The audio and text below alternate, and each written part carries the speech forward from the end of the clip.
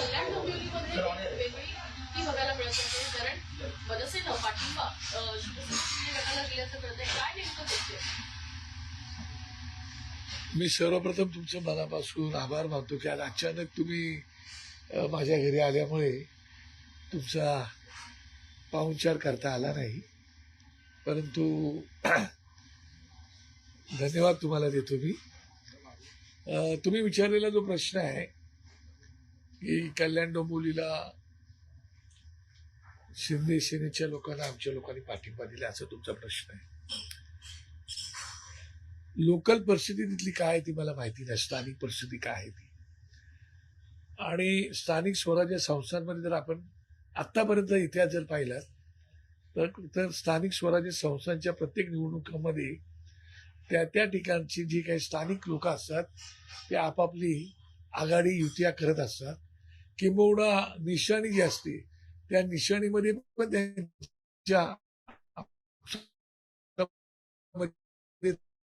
तडजोडी होतात, वाटाघाटी होतात, चर्चा होते. आणि मग आमचे तिकडचे माझे आमदार आहेत आणि नेते आहेत आमचे, स्थानिक लेवलवरती त्यांनी काहीतरी इंटरनल ॲडजस्टमेंट ती केलेली असावी असं मला वाटतंय.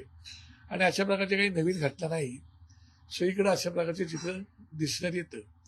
त्यामुळे आज स्थानिक पातळीचा विषय आहे, त्या विषयावरती आणखी माहिती आम्हाला मिळेलच.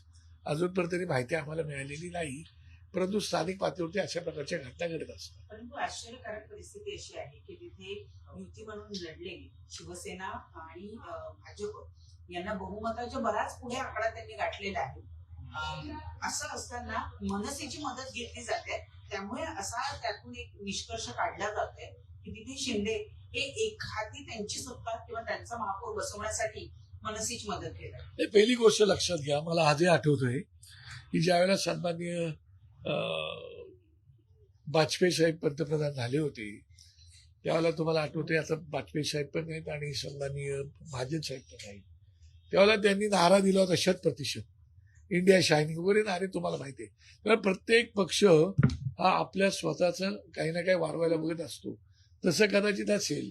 परंतु आता त्यांचं जर काही बिनसचं असं आम्हाला कल्पना नाही, परंतु युती आघाडीमध्ये असं कधी कधी बिनसलं जातं. जसं पुण्यामध्ये बिनसले, पिंपरी चिंचवडला बिनसले, बऱ्याच ठिकाणी बिनसले, चंद्रपूरला बिनसले, अशा बऱ्याच ठिकाणी गोष्टी बिनसलेल्या सापडतात. त्याच्यामुळे कल्याण डोंबिवलीमध्ये सुद्धा बीजेपीचं आणि त्यांचं कदाचित थोडंसं बिनसलेलं असावं आणि शिंदे साहेबांना वाटलं असावं की आपल्या स्वतःच एक हाती सत्ता असावी, म्हणून त्यांनी कदाचित लोकल लेवलवरती या तडजोडी केल्या असाव्यात.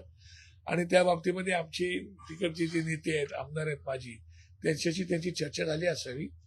त्यामुळे आणि मला नक्की माहिती आहे की काहीतरी घडलं असावं, त्याशिवाय अशी तडजोडी होत नाही. त्याच्यामुळे शिंदेनी आहे तो अप्रोच केला होता, आम्ही त्यांना घेतलेला नाहीये. एकनाथ शिंदे तुम्ही त्या ठिकाणी देखील मनसे आणि उद्धव ठाकरे हे एकत्र लढलेले होते, तर उद्धव ठाकरे यांच्या शिवसेनेला काही कल्पना या संदर्भात दिलेली होती का?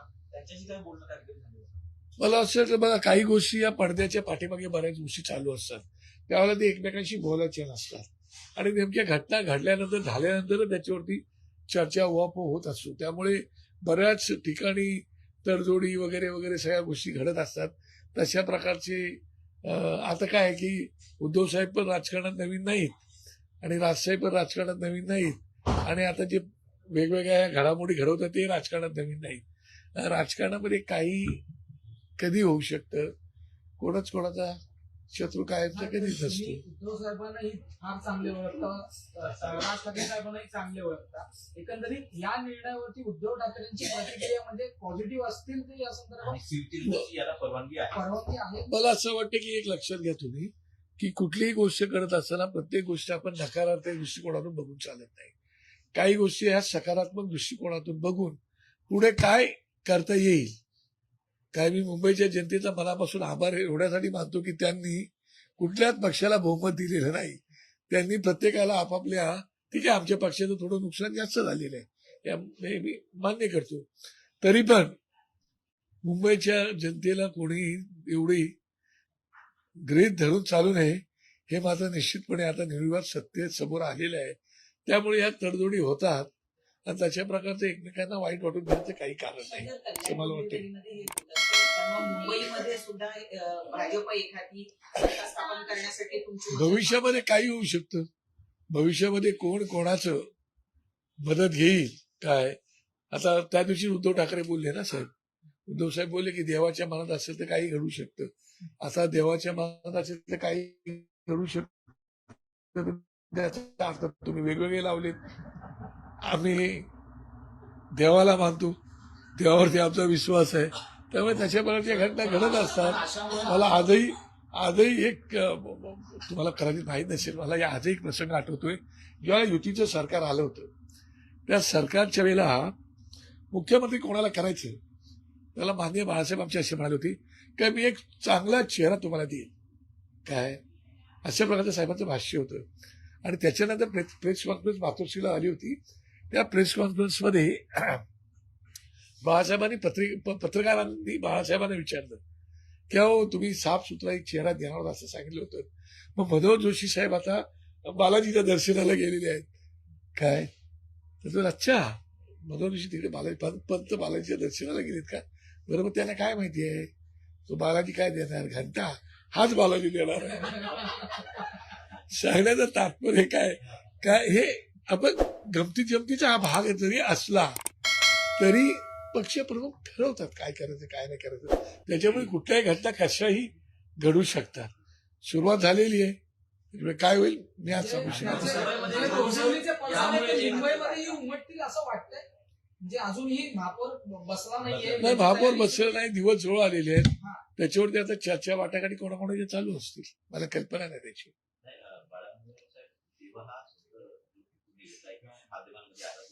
उद्धव ठाकरेंनी देवा भाऊ किंवा देवा या शब्दावरून अनेक अर्थ निघू शकतात. विद्यमान मुख्यमंत्र्यांचा पण त्याच्यामध्ये समावेश असू शकतो असं म्हणायचं. आपलं असं त्यांचं देवेंद्र नाव आहे. देवाभाऊ पण प्रसिद्ध आता तुम्ही बोलताय ना देवाभाऊ नाही का, यांचं मुख्यमंत्री देवेंद्र फडणवीस असं नाव आहे.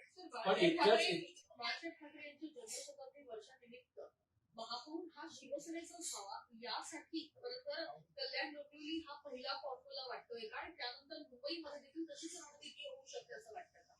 मी तुम्हाला तेच म्हणालो ना, बाळासाहेबांचा आता जन्म शताब्दी वर्ष ही गोष्ट जरी खरी असली आणि आमची भावना जरी असली की आमचा महापौर व्हावा म्हणून, तरी सुद्धा आमच्याकडे ऍब्सोल्यूट मॅजॉरिटी नाही आहे.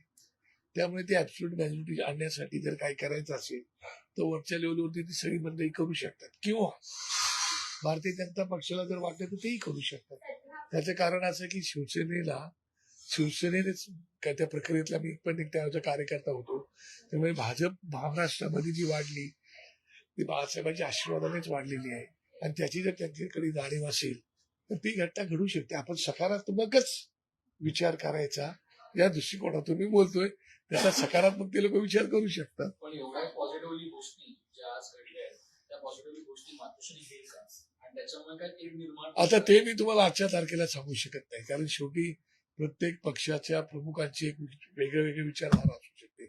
त्याच्या प्रकारे त्यांची वेगळी विचारधारा पण असू शकते किंवा ते पॉझिटिव्हली पण घेऊ शकते. डीएमसी मध्ये राजू पाटलांनी जे पाऊल उचलले शिवसेनेसोबत, तर याची परवानगी निश्चितच म्हणजे तुम्हाला तुम्ही कारण की वैश्य पातळीवरती तुम्ही चर्चा करता रासाहेबांबरोबर नाही मातोश्रीसोबत, तरी 100% म्हणजे तुम्हाला खात्रीची माहिती दिल्याशिवाय किंवा तुमची विशिष्ट परवानगी घेतल्याशिवाय ते पुढे पाऊल टाकू शकत नाही. तर अशा प्रकारची काही माहिती किंवा अशा प्रकारचं काही बोलणं झालं ती माहिती आता मला घ्यावी लागेल काय. त्याच्यामुळे राजू पाटलांनी घेतलेला निर्णय हा आता तुम्ही तसं समजा काय ते, परंतु राजू पाटलांनी ते घेतलेला निर्णय हा त्यांनी स्थानिक गोष्टींचा विचार करून घेतलेला निर्णय आहे असं मला पण वाटतंय. मग असं असेल तर तो पक्षाला मान्य असेल का की ती पक्ष विरोधी कृती समजली जाईल की पक्षाला या संदर्भात ती कल्पना देण्यात आली. नाही, मला असं वाटतं की कुठली गोष्ट लक्षात घ्या की काही वेळेला तडजोडी अशाच कराव्या लागतात स्थानिक पातळीवरती. त्याच्यामुळे मला वाटत नाही की त्याच्यावरती नेमकं काय करावं ते, पण ते पक्षप्रमुखांचा तो अधिकार आहे. पक्षप्रमुख त्याच्यावरती काय निर्णय घ्यायचा तो पक्षप्रमुख त्याच्यावरती निर्णय घेऊ शकतात, तो त्यांचा अधिकार आहे. पण लोकल लेवलवरती अशा प्रकारच्या घटना घडत असतात. आता बघा मागच्या वेळेला आम्ही ज्या ह्याच्या नगर परिषदा नगरपालिका वगैरे निवडणुकीला त्याच्यामध्ये आम्ही चिन्ह दिलं नव्हतं. पण आता झेडपी आणि पंचायत समितीमध्ये आम्ही चिन्ह दिलेलं आहे. त्याच्यावर त्यांनी लोकल लेवलवरती ते केलं होतं. आता आमचं चिन्ह गेलेलं आहे. आता लोकल लेवलवरती ते पण एकमेकांची घेऊ शकतात. तर मनसेचे 6 नगरसेवक मुंबईत जातात ते देखील काही वेगळ्या पक्षांच्या संपर्कात आहेत अशा संदर्भातल्या एक तथ्य मला असं वाटत नाही, कारण आमची लोक ही एक तर त्याच्यामध्ये 6 महिला आमच्याकडे आणि एक आमच्याकडे पुरुष आहे. असे 6 आमचे 5 महिला आणि 1 6वा पुरुष आहे. त्याच्यामुळे आमची लोक अत्यंत ते जे माझे शाखाध्यक्ष आहेत ते सगळे कडवट साहेबांचे सैन्य आहे ते, आणि वर्षानुवर्षे त्यांच्यासोबत राहिलेले आहेत. आता त्यांना ह्या रिझर्व आरक्षण जे आलं त्या आरक्षणामुळे त्यांना संधी मिळालेली आहे. मला असं वाटत नाही की जाणारे निघून गेले आता, पण बाकी लोक आमची राहतील, ते इंटॅक्ट आमच्यासोबत राहतील याचं मला पूर्ण खात्री आहे. ठाकरे गटातली एक नगरसेविका आज नोटीसवर आहे. गट स्थापना करण्यासाठी जाताना देखील उपस्थित नव्हता. कसं बघता या गोष्टीकडे?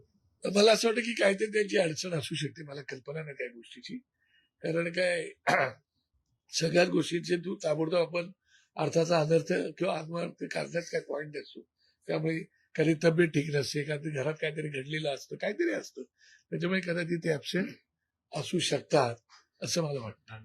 पण जसं कल्याण डोंबिवलीमध्ये आता हे एक प्रकारचं पुढापुढीचं राजकारणच म्हणावं लागेल. ऍब्सोल्यूट मेजॉरिटी असताना सुद्धा फक्त आपल्या पक्षाचा महापौर व्हावा असाच प्रयत्न मुंबईत सुद्धा झाला तर आश्चर्य वाटायला काय नाही, मला असं वाटतं की देशामध्ये राजकारणामध्ये आता जर तुम्ही पाहिलं तर त्याचा राजकारणाचं सगळं हेच बदललेलं आहे. तर सगळीकडे फोडाफोडी राजयुक्त भाजप झालेली आहे. काय करणार तुम्ही? फोडून आले लोक, त्यांची हातली लोक सुद्धा कंटाळले असतील. ते बोलतात अरे आम्ही एवढी वर्षी निष्ठा ठेवून भाजपमध्ये राहिलो, आमच्यावरती काय चाललेलं आहे असं त्यांना वाटत असेल. त्यामुळे काय नक्की घडेल त्याच्यावरती आता भाष्य करणं, जर तरवरती भाष्य कसं करायचं मला तुम्ही सांगा. प्रणालीताई तुम्ही पण सांगा ना. असं होईल तसं होईल, घडू शकतं. युती कायम आहे अजूनही. युती आमची पक्की आहे आणि ती पक्की राहणार आहे.